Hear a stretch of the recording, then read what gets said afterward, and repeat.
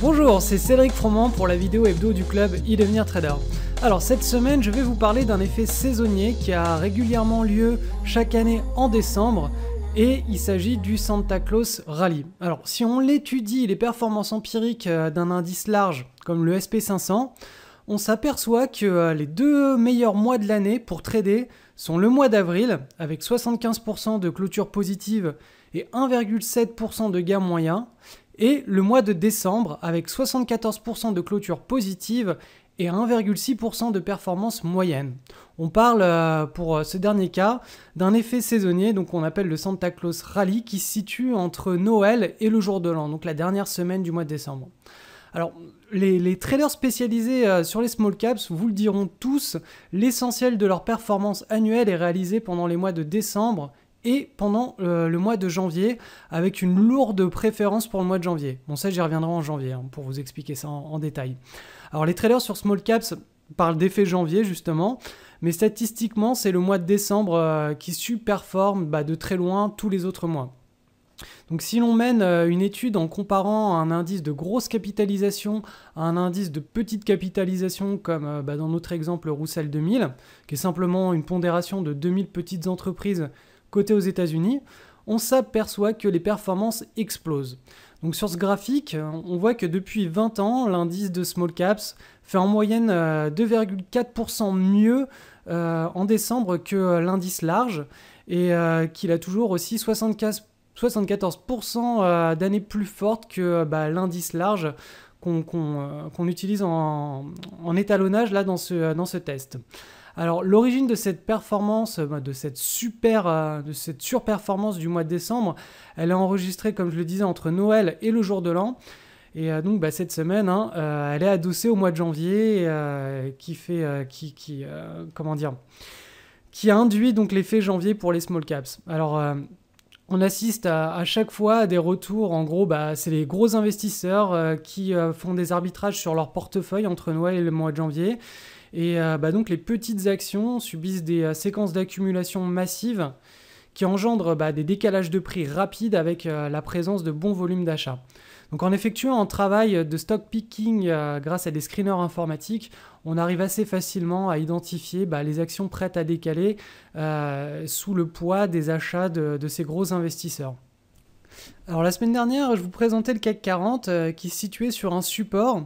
Et j'anticipais un rebond probable puisqu'on a un bon spread de volatilité et c'est effectivement ce qui s'est passé, mais le plus important à retenir cette semaine, ça s'est passé sur nos screeners. Donc ils étaient très timides les 2 premières semaines de décembre, on n'avait pas grand chose, je savais pas si on allait avoir un retournement de marché ou pas, mais cette semaine les acheteurs ont largement repris le pouvoir.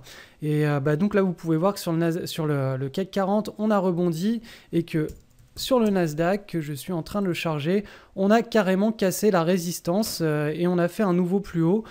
Donc là on est vraiment bien parti pour ce Santa Claus Rally et c'est annonciateur d'un excellent mois de janvier. Cette semaine, 15 titres, dont plusieurs sur le marché allemand. Alors, on débute directement avec le titre SFQ. Celui-ci a été identifié avec le screener de news et il était apparu donc sur le screener LDM, mais il faisait pas vraiment office de transaction. Alors, ce que j'ai bien aimé moi sur ce titre, c'est qu'on a un momentum qui est très correct. Vous voyez que d'ailleurs là on peut tracer une trendline comme ça qui respecte un momentum modéré. L'action suite au breakout des différentes patterns enregistre des petits rallyes, donc là sur ce genre d'action il ne faut pas s'attendre à un mouvement parabolique, à quelque chose de très très fort, surtout qu'on n'a pas eu de news ici sur la cassure de la petite base. Vous voyez que là on a une tasse avec une mini-anse, mais on peut effectivement prendre position autour des niveaux actuels en mettant un stop un petit peu plus bas comme ça vers là, et viser un objectif de cours pas trop élevé, sinon restez en dehors de ce titre. je pense qu'il y a mieux et il va y avoir mieux sur le marché. Le titre SW1, alors ça j'adore vraiment ce genre de comportement de titre. Vous voyez que là, en septembre-octobre, une base, on casse la base et on monte comme ça en mouvement parabolique, c'est magnifique. On voit que les volumes sont de retour là, à partir d'octobre, novembre-décembre, on a vraiment un intérêt pour le titre, hein. Les gros investisseurs commencent à s'intéresser à ce titre. On a du volume ici au sein de la base début décembre pendant l'accumulation, et là pendant le breakout qui a eu lieu vendredi, on a eu un pic de volume, donc c'est très bon signe ça pour la semaine prochaine et les semaines à venir, sachant que ce titre a été donc inclus dans le small caps, je pense que c'est dans l'indice small caps allemand. Donc titre identifié avec la méthode RDM et passablement identifiable avec les screeners LDM autour du 4 décembre. Ensuite, le titre KGX, celui-ci c'est une IPO, vous voyez qu'il était introduit sur le marché très récemment, cet été le 28 juin. On a eu un petit rallye là, on est quand même passé de 23 euros à peu plus de 31 euros. On a construit une base correcte. Bon, c'est pas incroyable, mais bon, ça fait partie des breakouts de la semaine qui est assez intéressant à relever. Le titre UTDI, alors celui-ci identifié avec LDM, annonce de résultats le 14 novembre. Là, on a eu un breakout, les volumes sont un petit peu timides, hein. Ils sont pas très représentatifs de manière générale sur cette action, les volumes, hein. Donc c'est pas ce qu'il y a de plus propre et de plus prévisible. Cependant, vous voyez que cette action, elle a un beau trend haussier. Encore une fois, là, le momentum est bon, voire en légère accélération, vous voyez. Voilà, moi j'aime bien la pattern, hein. On a une tasse avec une petite anse, bon l'anse ici, la microbase elle n'est pas très bien formée encore, elle n'est pas magnifique, mais bon ça fait partie des opportunités assez intéressantes pour cette semaine. On est toujours sur des niveaux d'achat et donc placez vos stop loss avec... voilà, soyez assez large, soyez pas trop radin sur les stop loss, hein. C'est le plus important, c'est toujours de garder un risque réduit, hein, sur ces positions. Un autre titre identifié avec LDM, toujours sur le marché allemand, c'est le dernier de cette semaine, DTE. Donc annonce de news 7 novembre, on a un premier creux avec ici une micro-base, pas top, pas super bien formée. Par contre, là, ce qu'on avait ici, hein, c'est un breakout. Vous voyez que le 16 décembre, on a eu des volumes en forte augmentation sur le breakout. Donc ça, c'est plutôt positif, sachant que quand...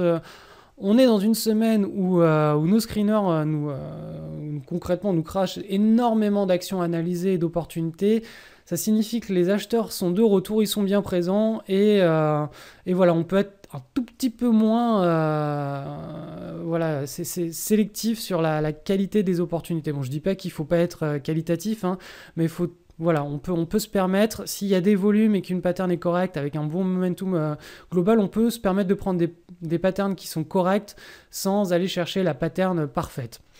Ensuite, on passe sur les titres du Nasdaq. Le titre TESS, voilà, celui-ci, bon momentum. Vous voyez que là, en septembre, j'avais déjà présenté, il me semble, ce titre-là avec le breakout du 24 septembre 2013. Et là, on a effectué un nouveau breakout. Les volumes ne sont pas très parlants, hein, sur ce titre. Cependant, voilà, bon momentum. La pattern est correcte. Elle n'est pas magnifique, mais ça fait partie des breakouts de la semaine à analyser. Ensuite, le titre CAMP identifié sur notre screener de news et RDM.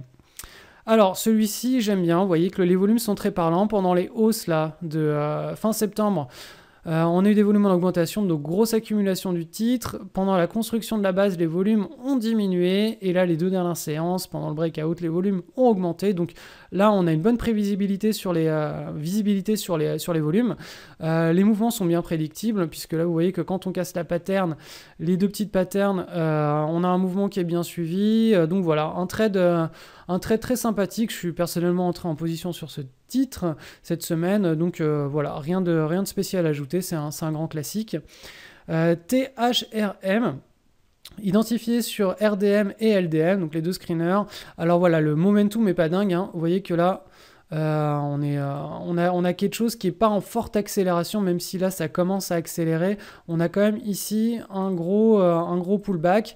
Moi je préfère avoir des choses un petit peu plus directionnelles et plus fortes. Cependant, on a une pattern qui est assez correcte, hein. Vous voyez que ici, on peut tracer la ligne de pivot, que la volatilité est en baisse et surtout que les volumes, ici, on a beaucoup de barres vertes, ils sont très parlants. Voilà, on a une grosse accumulation. Vous voyez que là, le pic du 5 décembre et du 6 décembre, pendant les deux petites séances de hausse à l'intérieur de la base, là, ça se réduit, volatilité réduite, toujours des barres vertes. Et puis là, pendant le breakout, voilà, quelque chose d'assez intéressant. Donc c'est un choix personnel, hein. Vous tradez pas. Ça dépend aussi de la taille de du nombre de positions que vous avez déjà en portefeuille et puis du niveau de risque.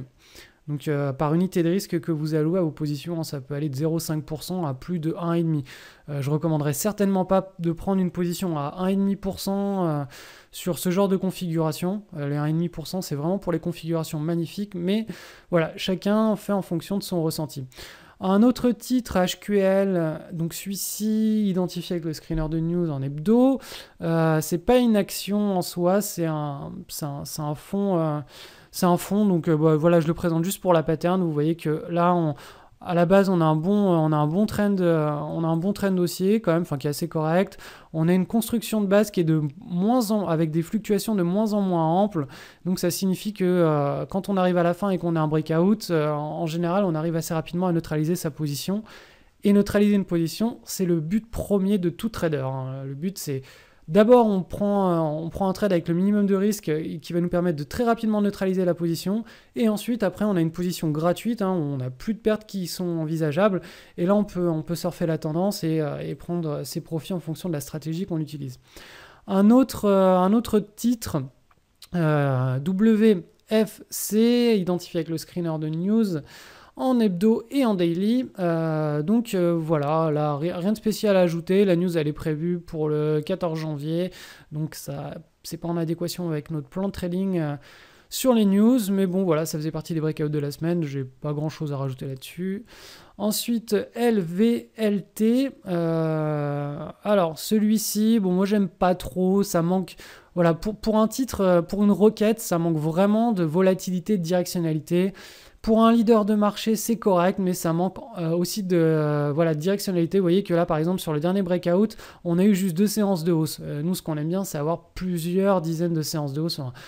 Un mouvement qui s'établit bien, qui est bien prédictible. Là, certes, on a notre breakout, hein, on a une pattern qui est assez correcte, on a un breakout avec des volumes, mais voilà, le comportement global de l'action fait que, moi, je suis pas trop fan, mais bon, ça fait partie des trades qui peuvent être mis en portefeuille. Mais voilà, je suis pas trop fan de ce genre de comportement. Ensuite, AMG identifié avec le screener de news. Même remarque que sur le titre d'avant, vous voyez que là, on n'a pas des mouvements qui sont directionnels paraboliques, qui sont bien forts suite aux cassures de base. Donc voilà, là, on a quand même la cassure de base, mais le comportement général et global de l'action n'est pas idéal. SSTK, identifié sur le screener de news en daily. Voilà, bon, rien à ajouter, il n'y a pas de news, la pattern n'est pas parfaite, ça fait partie des breakouts de la semaine. Les 2 derniers titres, screener de news sur SOF, alors titre de Bruxelles, il n'y a pas de news, cependant... voilà, ça fait partie des titres européens qui sont un petit peu chauds en ce moment. Vous voyez que là, les volumes... au courant du printemps sont en augmentation, donc il y a un regain d'intérêt pour les opérateurs. Ça manque quand même un tout petit peu de liquidité là, mais bon, ça reste correct, hein, pour un trade. Si vous avez pris ce trade, ça reste correct. Et le dernier titre de la semaine, MMTIF, identifié avec LDM et RDM. Alors regardez, hein, c'est sur le Nasdaq OTCBB, ça cote 0,72 $, donc une toute petite, c'est une penny stock, hein.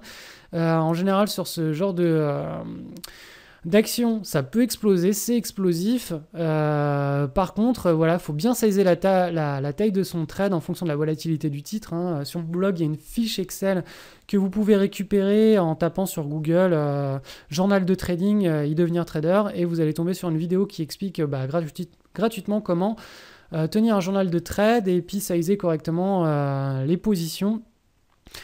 Voilà, j'ai pas pris position sur ce titre parce qu'il cotait en dessous de 1$. J'aime vraiment pas prendre des positions sur les titres en dessous de 1$ ou 1€. Cependant, voilà, hein, ça fait partie des transactions qui auraient pu être... Enfin, moi, je l'aurais pris, voilà, s'il cotait plus de 1, tout simplement. Ça fait partie des titres explosifs. L'effet janvier, qui est le plus rémunérateur de l'année, va se mettre en place. Donc si vous disposez de moins de 30 minutes chaque soir pour gérer un portefeuille boursier sans avoir à vous en préoccuper la journée, alors le trading sur action tel que je le pratique vous comblera.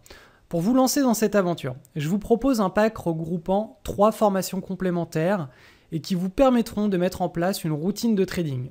Donc ce pack comprend les 2 plans de trade complets RDM et LDM qui sont fournis avec tous les outils pratiques, à savoir les indicateurs techniques, les screeners, les tutoriels de mise en pratique avec ProRealTime et de nombreux exemples. Je tiens juste à préciser que ProRealTime est un logiciel d'analyse technique qui est complètement gratuit pour l'utilisation qu'on en fait, c'est-à-dire avec des données en fin de journée.